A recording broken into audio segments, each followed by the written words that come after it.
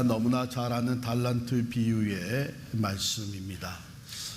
그런데 오늘 이 말씀을 우리가 조금 더 구체적으로 살펴보면서 예수님이 이 비유를 통해서 우리에게 주시는 메시지를 명확하게 깨닫고 우리의 삶에 또한 적용할 수 있기를 원합니다. 오늘 이 말씀 5달란트, 2달란트, 1달란트 비유는 우리가 너무나 잘 아는 것인데요. 우리 이 말씀을 근거로 재능의 청지기라는 말씀을 드리려고 그렇습니다. 그런데 우리가 1절을 읽어보면 이 비유의 시작 부분인데요. 또 어떤 사람이 타국에 갈 때 그 종들을 불러 자기 소유를 맡김과 같으니, 이렇게 돼 있어요. 그 종들을 불러 자기 소유를 맡겼으니 하면은 이게 하나의 그 비유로 시작이 되는구나 하는데, 맡김과 같으니란 말이 있어요. 같으니. 그럼 뭐와 같다는 얘기예요? 지금 뭘 비유로 하는 거예요?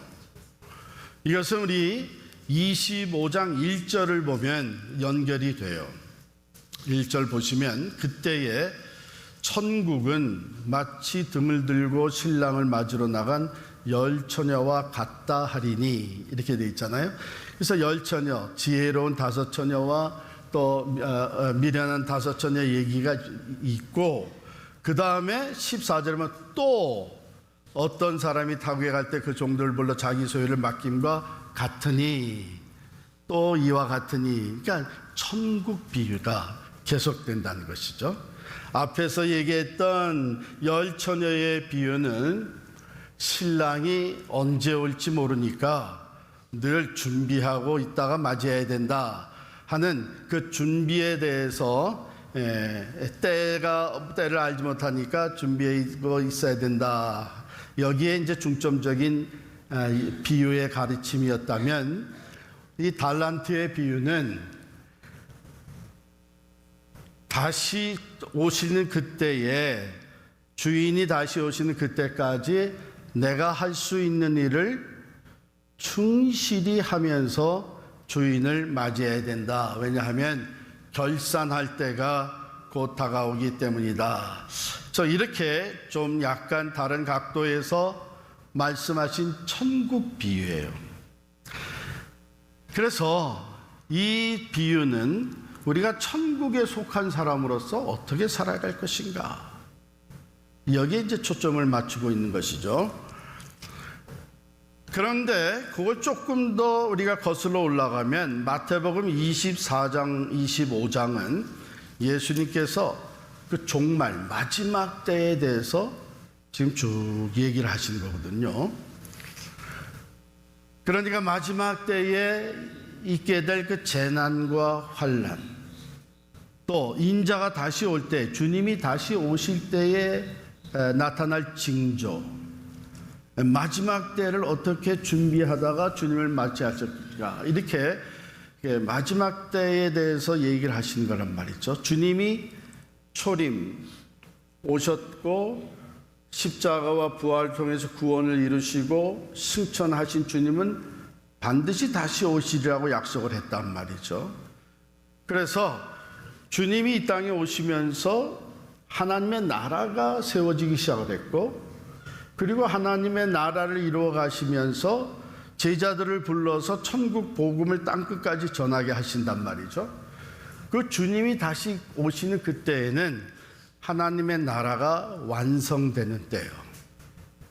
그래서 우리는 오늘 본문을 통해서 내가 어떻게 천국에 속한 사람으로 살다가 주님 앞에 설 때에 잘했다 칭찬받는 천국 일꾼으로 인정을 받을 수 있겠느냐, 여기에 이제 초점을 맞춘 것입니다. 제가 이렇게 설명을 드리는 이유는 여기에 나오는 그 달란트라는 것의 개념에 대해서 어떤 부류의 사람들은 이것은 당시에 화폐의 가치였기 때문에 이것은 우리의 돈, 물질 어떻게 투자해서 유익을 남겨야 되느냐, 여기에 초점을 맞춘 사람들이 있는가 하면, 여기 달란트는 또 우리 영어 단어의 탤런트와 직결되는 단어이기 때문에 이것은 재능을 얘기하는 것이다, 이렇게 얘기하는 사람도 있습니다. 그런데 사실은 이건 모든 것을 다 얘기합니다. 문자적인 의미로는 여기에 달란트가 화폐의 가치입니다. 얼마만큼에 되는 화폐인가 하면 오늘날의 가치로 환산을 하기 위해서는 이렇게 하는 것이 좋습니다. 그 당시에 노동자 한 사람이 벌어들일 수 있는, 일해서 벌어들일 수 있는 평균 수입, 벌어들일 수 있는 돈, 그것이 만약에 1년에 얼마였다 하게 되면 여기에서 얘기하는 한 달란트라는 것은 그 평균 노동자 한 사람이 20년을 일해서 벌을 수 있는 돈을 그만큼의 양을 얘기하는 거예요. 그러면 오늘날 우리가 아주 적게 잡아서 평균 한 사람이 1년 수입이 5만 불이라고 합시다. 그러면 20년이면은 얼마예요? 1밀리언. 우리가 다른 거는 계산 잘 못해도 돈 계산은 빨라요. 그래서 100만 불이란 말이에요. 100만 불이에요. 근데 여기 이제 금 한 달란트가 이제 약 100만 불 된다. 그러면 5달란트 받은 사람은 얼마 받은 거예요? 500만 불을 받았고 2달란트를 받은 사람은 200만 불, 1달란트를 받은 사람은 100만 불을 받은 거예요. 주인이 이렇게 나눠졌어요. 오늘도 그렇게 해주면 얼마나 좋아요, 그죠? 난 뭐 500만 불까지는 바라지 않고 한 100만 불만 그만한 가치예요. 그런데 오늘 이 달란트 비유에서 5달란트, 2달란트, 1달란트를 주인이 맡겨줄 때에 그 기준이 어디 있었느냐? 각각 다른 분량을 맡겨줬는데 그 기준이 15절에 보면 각각 그 재능대로 한 사람에게는 5, 한 사람에게는 2, 한 사람에게는 1달란트를 맡겨주고 떠났다. 이렇게 돼 있어요. 근데 이 재능이라고 하는 것을 조금 더 원어에 맞는 번역을 한다면 이것은 능력을 얘기합니다. 능력. 우리가 다 가지고 있는 능력의 차이가 있잖아요. 어떤 사람은 많은 일을 다 핸들할 수 있는 능력이 있는가 하면 어떤 사람은 한두 가지만 핸들할 수 있는 능력이 있어요. 또 같은 일이라도 어떤 사람은 많은 일을 핸들할 수 있는 능력이 있는가 하면 어떤 사람은 그 적은 포션밖에 감당을 못하는, 그 다 차이가 있는 거죠. 그 주인이 이 종들을 데리고선 쭉 살면서 일을 시켜보니까 한 사람은 한 5달란트를 맡겨도 그것으로 장사를 해서 이익을 충분히 남길 수 있는 능력이 있고, 또 한 사람은 2달란트 정도만 잘 핸들할 수 있고, 또 한 사람은 1달란트를 핸들할 수 있는 그 능력의 차이를 주인이 안 것이죠. 그래서 거기에 맞추어서 5, 2, 1를 맡겼다. 근데 이것은 그저 이 돈만 얘기하는 것이 아니고 이 달란트는 주인 되시는 하나님이 우리에게 맡겨주신 모든 것을 얘기합니다. 시간이나 기회나 또 재능이나 기술이나 또는 사업, 기업이나 또 영향력이, 지위, 직분, 이 모든 것을 다 포함하는 거예요.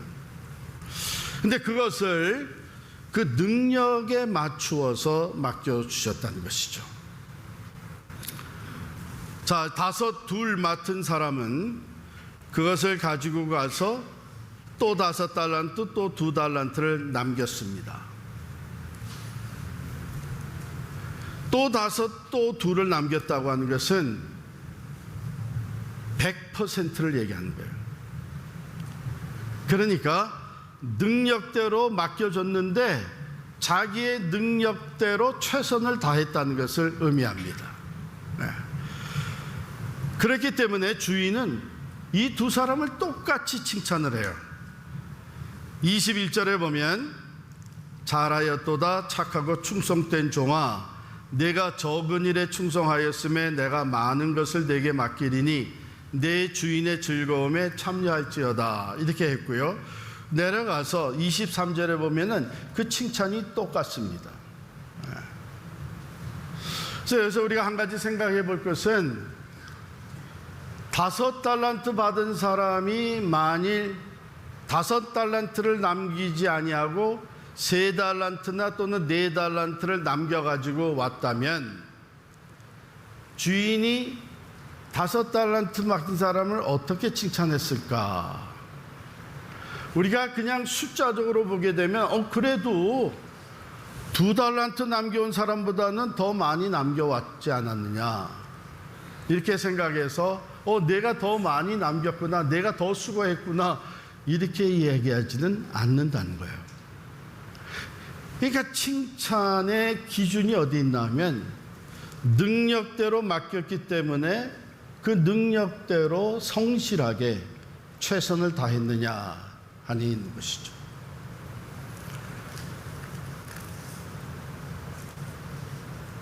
그런데 1달란트 받은 사람은요 엄청난 책망을 받습니다. 26절에 보면 이 1달란트 받은 사람이 그냥 1달란트를 땅에 묻었다가 그대로 가져오니까 주인이 악하고 게으른 종이라고 책망을 합니다.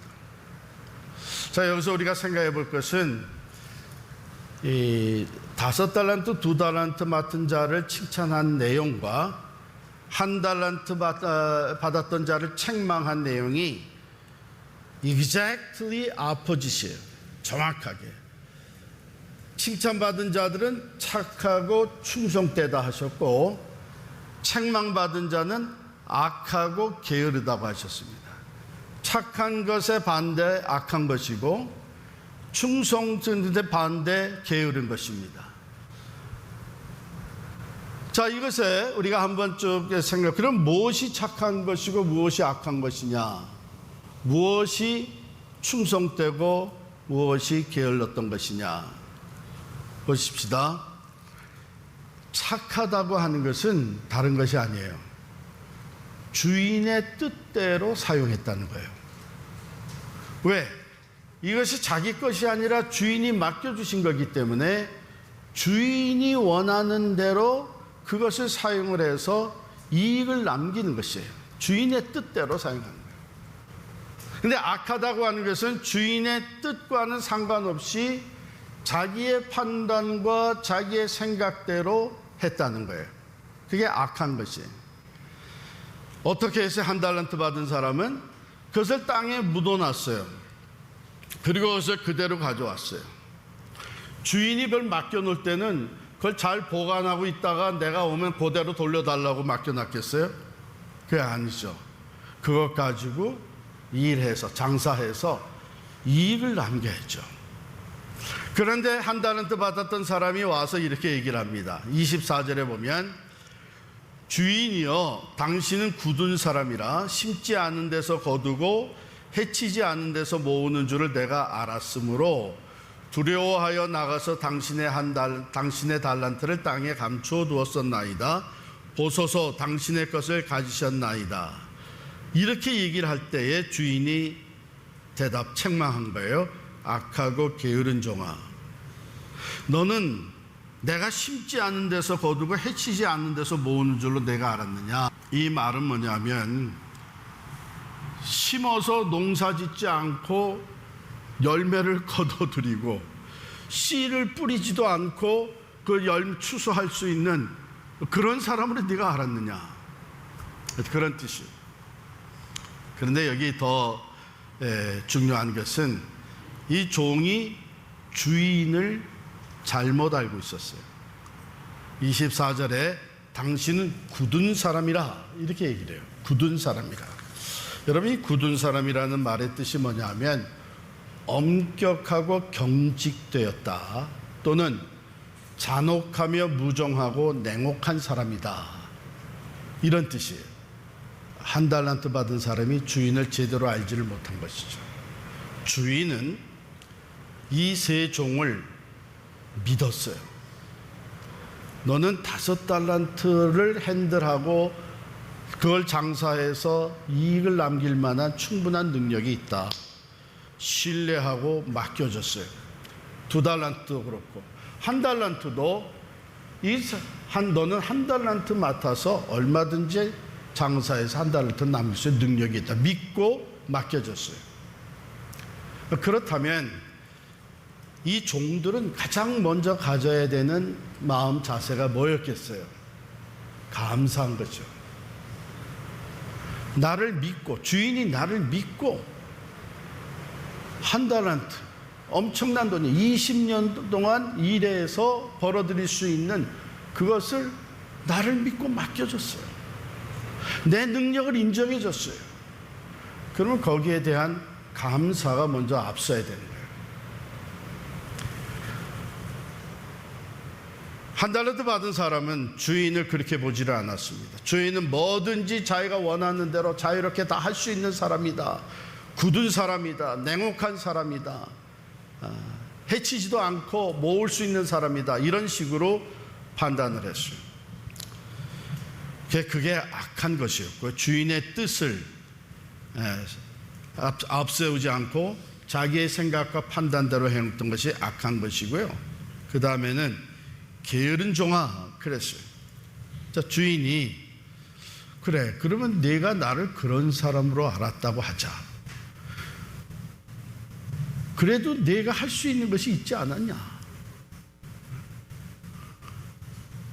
만약에 네가 정말 나를 그런 사람으로 알았다면 내 돈을 가서 취리하는 자들에게 맡겨서 내가 돌아와서 원금과 이자를 함께 받을 수 있게 해놨어야 되는 것이 아니냐?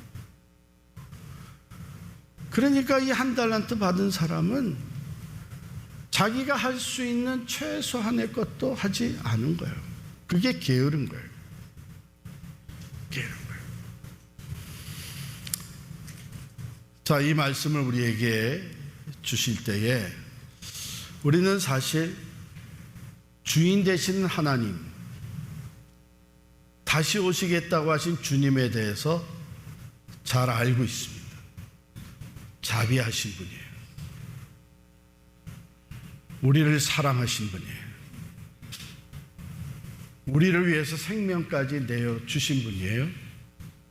그리고 우리를 신뢰하고 믿고 주인의 것을 우리에게 맡겨주셨어요. 어떤 사람에겐 많은 것을 맡겨주셨고 어떤 사람엔 또 좀 상대적으로 적은 것을 맡겨주셨어요. 근데 그것은 우리 각자의 능력에 따라서 맡겨주셨어요. 천국 일꾼으로 살 수 있도록 하나님의 것을 맡겨주셨어요. 그렇기 때문에 우리가 이 말씀을 통해서 먼저 생각해야 되는 것은 내게 있는 모든 것을 내가 지금 어떻게 사용하고 있느냐. 내게 맡겨주신 것들이 시간이나 건강이나 재물이나 또는 내 은사 탤런트나 또 내게 주어진 직분이나 지위, 이 모든 것이 지금 천국의 유익이 되게 내가 사용하고 있느냐, 아니면은 천국에는 전혀 무익한, 이게 마지막에 한 달란트 받은 사람을 내쫓으면서 뭐라고 그러셨냐면 이 무익한 종을 바깥 어두운 데로 내쫓으라. 거기서 슬피 울며 이를 갈리라. 하나님의 것, 천국의 것을 맡겨주셔서 그것으로 유익을 내야 되는데 무익한 종이라는 거죠. 그러면 무익한 종은 필요가 없는 것이죠. 사랑하는 성도 여러분, 하나님께서 우리에게 작고 큰 재능도 주시고 직분도 주시고 시간과 물질과 기회도 주셨어요. 이게 다 하나님 맡겨주신, 크게는 달란트라는 것에 속하는 것인데 여러분들은 그것을 지금 어떻게 사용하고 있습니까? 무엇을 위해 사용하고 있습니까? 한번 중간 평가해 보는 것은 지혜로운 일이죠. 때가 늦기 전에 꼭 우리는 대단한 일을 뭔가 해야 된다는 생각에 이미 내게 주어진 그 작은 것에 충실하지 못하다는 거예요. 비교해서 나보다 잘하는 사람들이 있으니까 나는 할 필요 없다고 땅에 묻어놓는 거예요. 그렇게 되면 1달란트 받은 사람 같이 됩니다. 내가 본 예배, 주일 예배, 반주사로 이제는 내가 기력이 좀 쇠하고 나이가 들어서 그걸 못한다면 이제는 새벽 기도해도, 새벽 기도 운전도 못한다면 내가 그래 장례식이라도 가서 내가 가진 은사로, 재능으로 섬기는. 그래서 제가 LA 있을 때 그분에게 이렇게 얘기를 했어요. 어쩌면은 집사님의 반주가 이 유가족들에게 엄청난 위로와 또한 사랑이 되는 줄을 믿어요.